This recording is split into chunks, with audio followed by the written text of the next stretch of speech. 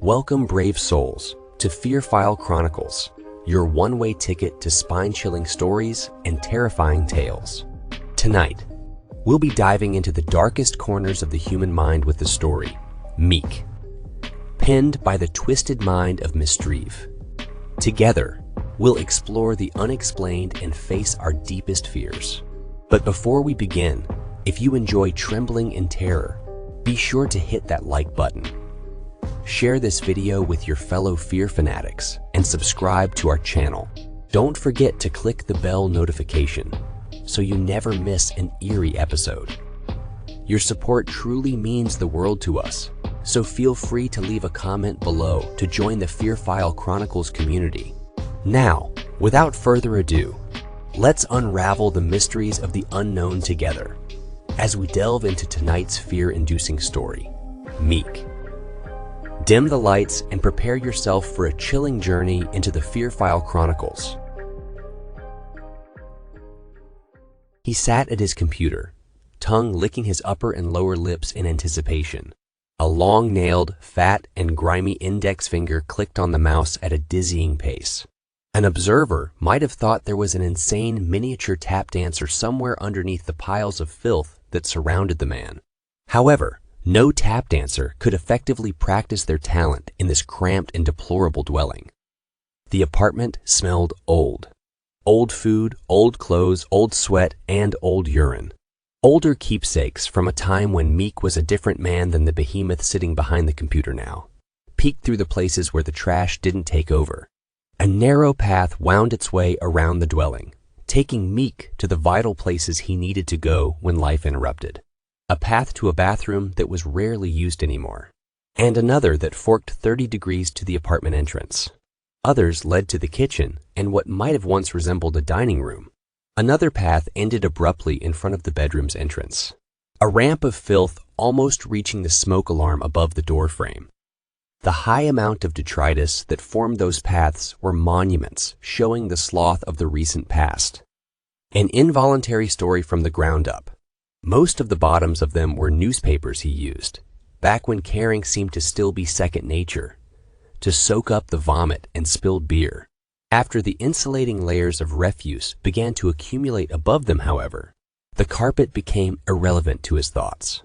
An empty and flattened tampon box, whose corner jutted out from one of the disgusting hillocks near his computer, caught the corner of his eye.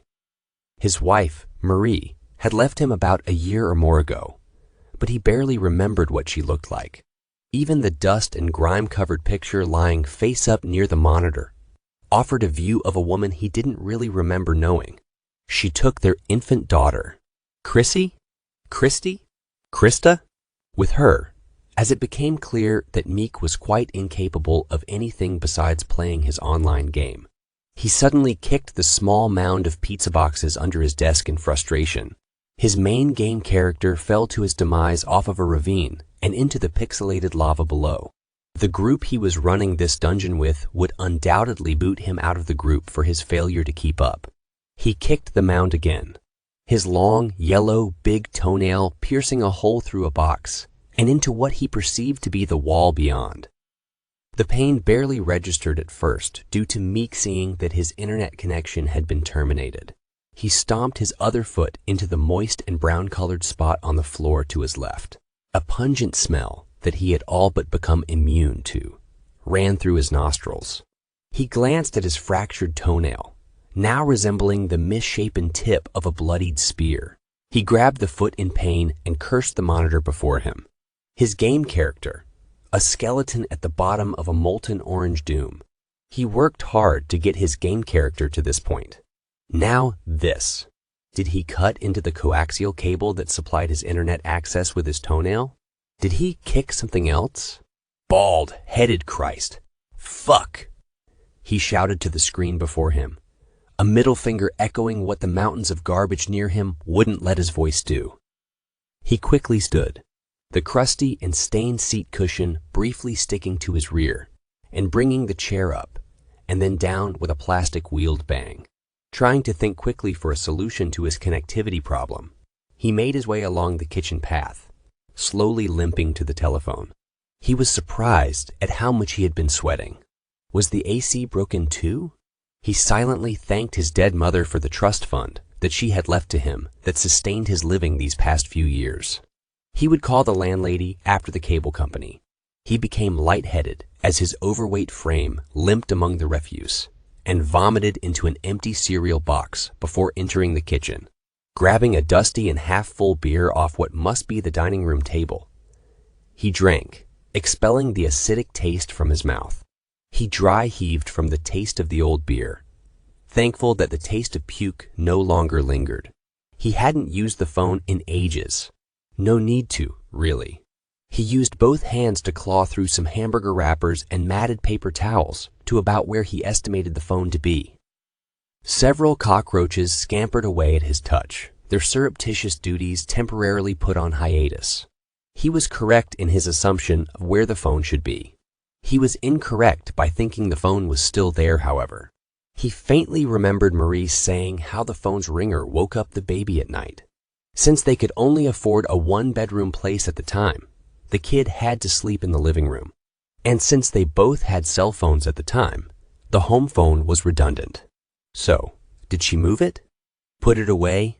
Throw it out?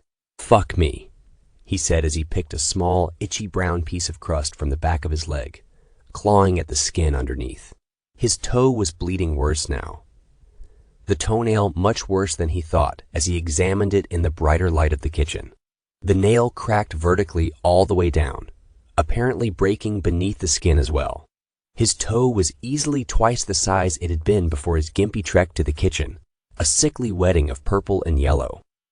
Meek didn't know the first place to look if Marie put it away somewhere, and quite frankly, he didn't feel like digging through more mounds to look. Another option was the bedroom. There was a landline connection in there. Maybe it was buried somewhere in there. His desire to get back to his game, coupled with his throbbing foot, prodded him to go back and look. He wobbled along the bedroom path, straight down the hallway, the carpet he trod on making sickening wet sounds. He paused for a glance into the bathroom he had abandoned months ago. A grotesque conical shape of a solid brown and green substance protruded from the grimy toilet. Buzzing, flies hovered over their young, embedded in the mass, their protective instinct flaring at Meek's intrusion. Matted balls of toilet paper towered knee-high, punctuated by the glassy mouths of empty beer bottles. The bottle tops seemed like desperate faces, gasping for air amidst a revolting sea. Dark smears and handprints, a haunting abstract art, adorned the tiled walls. By the entrance of the bathroom hung a picture. Meek and Marie standing at Epcot Center, the lake behind them shimmering in the sun. Their baby was nestled in Meek's arms. The serenity of sleep etched on her face as her happy father kissed her forehead. Was that taken before or after the wedding? He pondered. He recalled that day vividly, the baby's soft cooing as their boat journeyed through the Mexican section of the park. For some reason, he also remembered Marie's tender kiss on his neck as the boat navigated the artificial waterways. His journey toward the bedroom was obstructed by forgotten trash. Glancing behind, he noticed the red trail left by his dragging foot. Clearing the path took longer than he had anticipated. Several large boxes lay hidden beneath garbage, surprisingly heavy. Their contents were insignificant. The urge to return to his game dwarfed all other considerations. The boxes towered, almost reaching where the door met the frame. After tossing the last box down the hallway with a grunt, he grabbed the doorknob. It was locked. A few determined pulls from his hefty frame and a string of frustrated curses later, the door relented. It splintered the frame, showering Meek's forearm with wooden shards. The room was dark, cool, and surprisingly clean. The hallway light revealed dancing dust motes, stirred by the violent opening of the door. Had it really been a year or two since he last ventured here? The carpet was as pristine as the day his family moved in. Marie's chosen pictures still hung around the room, Parisian beatnik creations that still earned a disdainful glance from Meek. She'd wanted to make the windowless room as sunny as possible. The bed was impeccably made, the dark brown comforter eerily mirroring the decayed mass in the bathroom he had glimpsed earlier. The phone was on the nightstand, on the side Meek used to inhabit during happier times. A sigh of relief, akin to a heroin user finally getting a fix, escaped him as he limped toward the phone. His feet left a macabre trail on the untouched carpet. One a bloody streak, the other brown footprints.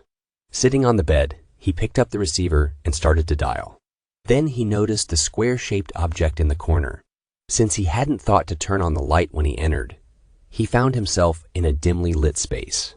The hallway's light didn't reach the corner, leaving the identity of the object he had stubbed his toe on. A mystery. He bent down to rub his throbbing toe. His hand came back bloody. A sharp wince of pain escaped his lips as a wave of dread washed over him. There was no dial tone when he picked up the phone. The silence from the other end could mean only one thing.